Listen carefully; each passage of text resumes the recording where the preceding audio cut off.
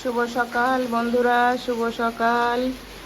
আজ শনিবার সকালের মেঘলা হাওয়া বৃষ্টি দেখুন চলছে, আর খুব জোর বৃষ্টি চলছে রাত থেকে সকাল পর্যন্ত।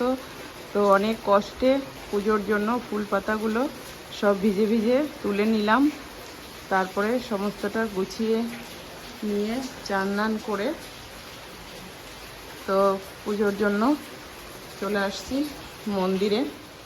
তো দেখুন আজ সকালের আমার পুজোর আসন, ঠাকুর আসন।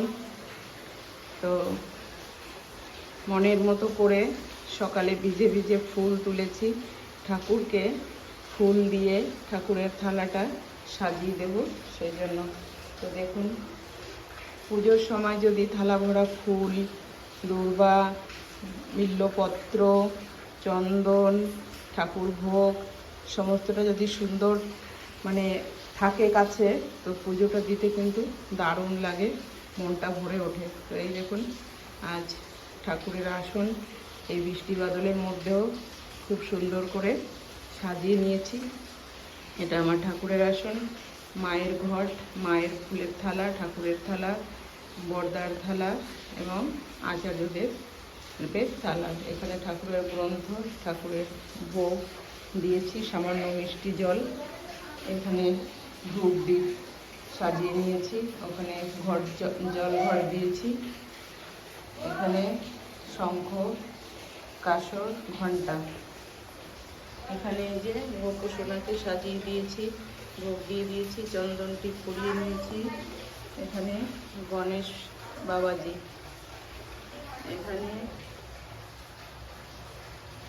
ভোলানাথের শিবলিঙ্গ, এখানে ভোলানাথ রয়েছে, এখানে জয় বাবা বিশ্বকর্মা, এখানে জয় মাতা লক্ষ্মী এবং শ্রী নারায়ণ, এখানে রয়েছে শান্তি মাতা, শ্রী শান্তি মাতা এবং শ্রী ঠাকুর হরিচাম, পাশে রয়েছে মা সরস্বতী এবং এখানে রয়েছে যুগল রাধা গোবিন্দের।